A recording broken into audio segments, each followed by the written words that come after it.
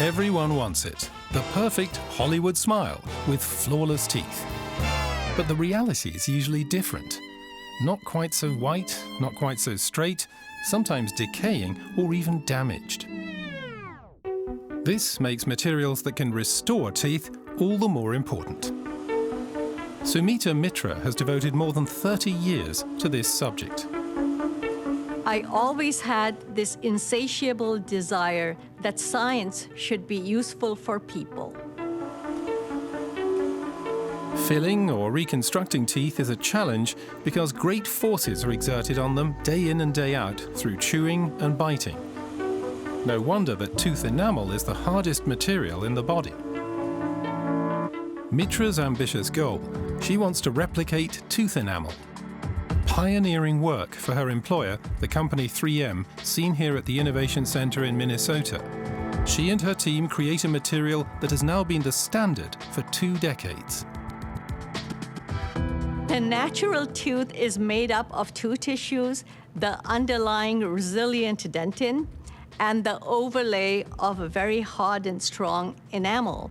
And we wanted to invent one material that would fulfill both functions. Something that would be as strong as teeth, as also have the lustrous beauty of natural enamel. The compound also had to be harmless to health and easy for the dentist to handle and cure in the shortest possible time. And that's what she's achieved. Her invention is this material, Filtex Supreme. It really is just as hard as tooth enamel, as she's happy to demonstrate. For her invention, she took an entirely new path in dental technology. In the 1990s, she turned to a group of scientists who had begun to work with nanotechnology. I contacted them to see if I could use and learn about those nanotechnology to see if I could adapt that for use in making a totally new type of dental composite. The tiny nanoparticles are only visible through million-fold magnification in the electron microscope. Using this as a basis, she researches into substances, assembles the tiniest particles of different materials, and modifies the mixtures with her team.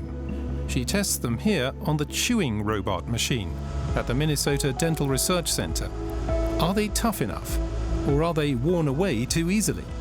The search for the optimal mass is difficult. Some formulations were mechanically strong but were too rough. Others were too porous and did not retain the shine like natural enamel. The decisive idea comes to her not in the laboratory, but in her free time. Nowadays, she pursues her hobby, a moment of relaxation. Back then, too, it was the key to her invention. If we look closely at a bunch of grapes, they're all of different sizes. Some are small and some are big, so the small ones can fit in between the large ones to create the cluster.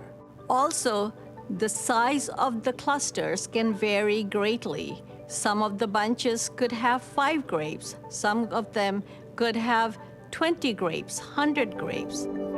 At that moment, she realizes that she has to bring together particles of different sizes, and doesn't always have to work with particles of the same size. This was a great discovery for us. It was really the breakthrough. She transfers the principle into the nano format and assembles the necessary substances into each other grape style. To do this, she bundles the tiny parts together as so-called nanoclusters. She also combines particles of different substances and shapes. The sizes of the particles now vary from between 5 to about 75 nanometers. Although initially I did not predict it, I soon realized that this technology had the potential of revolutionizing the practice of dental care. With the 3M company behind her, she applied for a patent for the new nano-composite material. Meanwhile, it's estimated that around 1 billion teeth have been restored with it. The patents protected our intellectual property, and this commercial success was only possible because of our patents. Dentistry is her professional passion. but chemistry has fascinated her since childhood. Sumita Mitra grew up in Calcutta, India. She liked to look over her father's shoulder in his laboratory. From childhood, I came to realize that chemistry is the central science that makes up all matter. It's all in the molecules. In addition to her current work as a consultant, she enjoys passing on her enthusiasm for science to the next generation. Curiosity and exploration are the essential points of starting an innovation. It is something that we really need to cultivate in our children. They're going to have to provide really great ideas in the future. Meanwhile, everyone's talking about Sumita Mitra's invention. With her nanocomposite material, even difficult tooth restorations are successful, whether in terms of form, function, or shade. The use of nanotechnology gave me the opportunity of making a new material. It restores people's smiles and improves the quality of their lives.